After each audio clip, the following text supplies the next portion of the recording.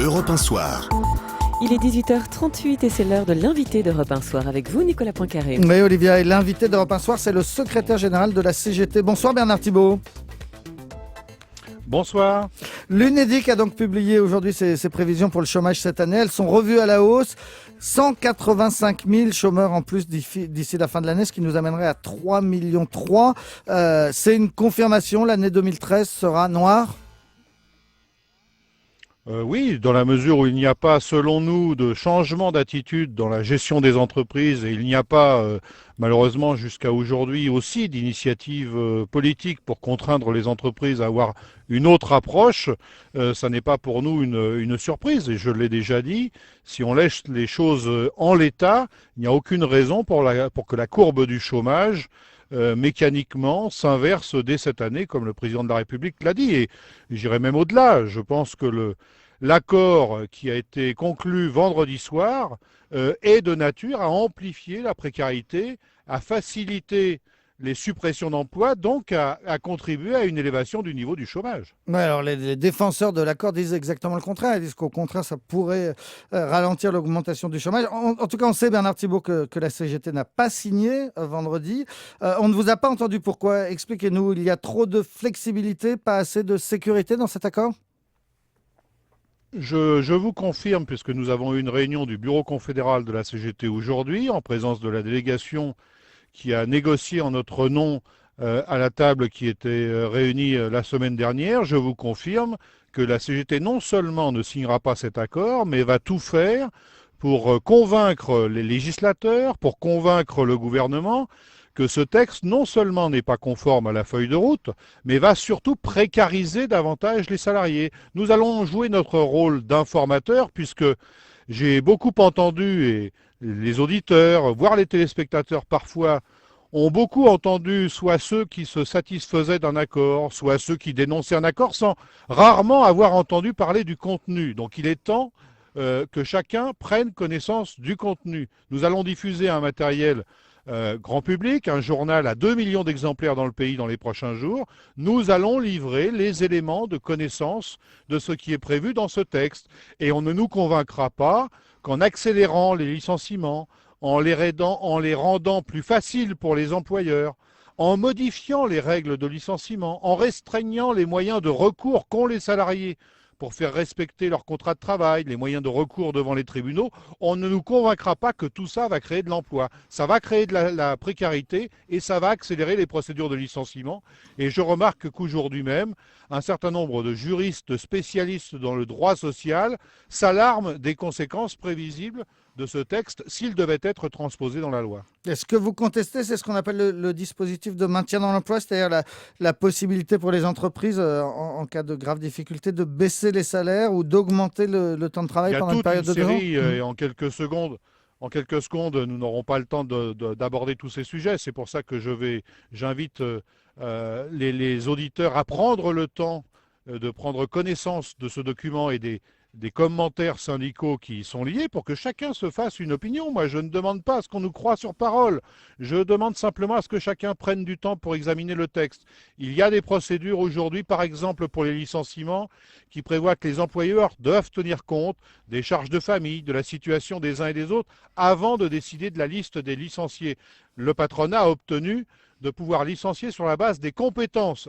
On change un aspect fondamental du Code du travail qui va priver de défense un grand nombre de salariés. Et on a toute une série d'autres dispositions qui modifient elles aussi des pans importants du Code du travail, qui sont des ruptures avec le droit actuel, certes qui sont appréciées par les employeurs, c'est pour ça qu'ils ont signé cet accord, mais dont notre responsabilité est d'en dénoncer les répercussions pour les salariés. Et j'espère encore une fois que les parlementaires et le gouvernement seront sensibles à nos arguments. Il y a aussi des mesures qui sont quand même favorables aux salariés. Je pense à la généralisation de la complémentaire santé, c'est quelque chose d'important. Ce n'est absolument pas ce que dit le texte. Il y aura des discussions à propos de la généralisation de la complémentaire santé pour qu'elle intervienne au mieux dans 4 ans et elle sera négociée dans les entreprises où il y a des délégués syndicaux.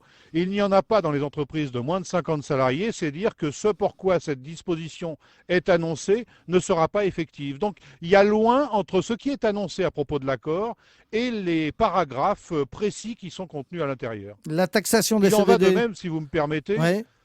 il en va de même, si vous me permettez, à propos de la taxation soi-disant des CDD. On en a beaucoup parlé, ça a même été présenté comme un recul, une concession patronale.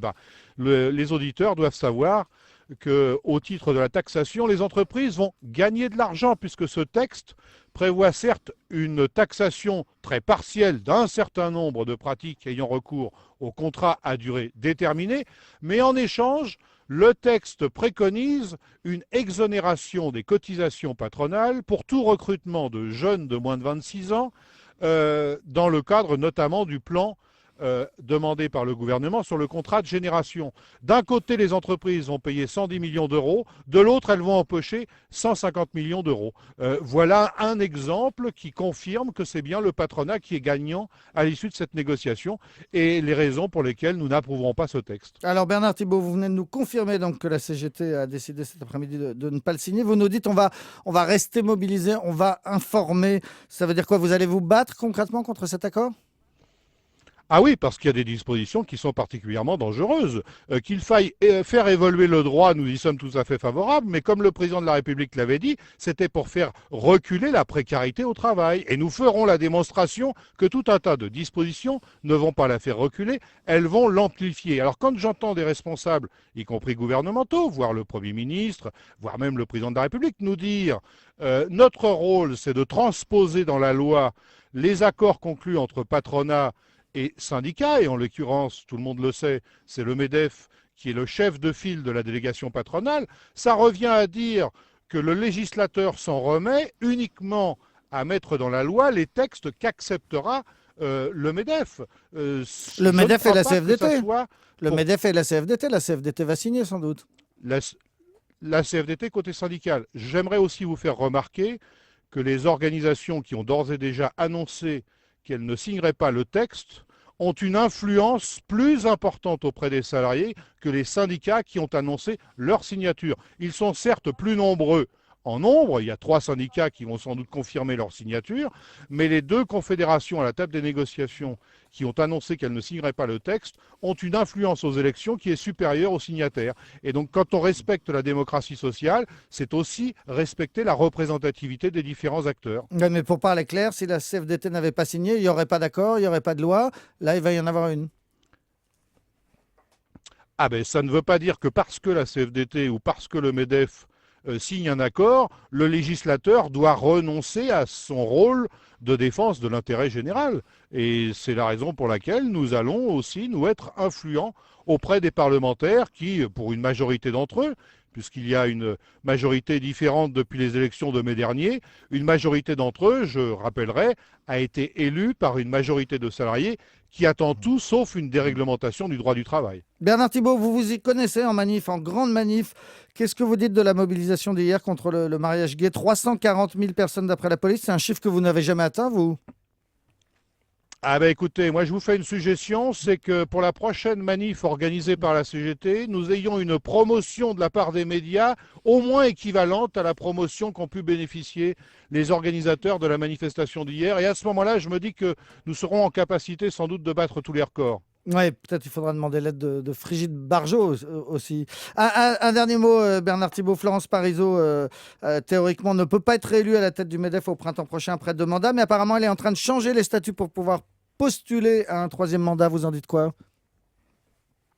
Bon, moi, je ne m'intéresse pas à la couleur, au profil de tel ou tel dirigeant. Ce qui m'intéresse, c'est la position des organisations. Et quelque chose me dit que, changeant ou ne changeant pas de premier dirigeant, le MEDEF risque de ne pas changer dans sa culture patronale et malheureusement d'être encore très longtemps sourd aux aspirations des salariés.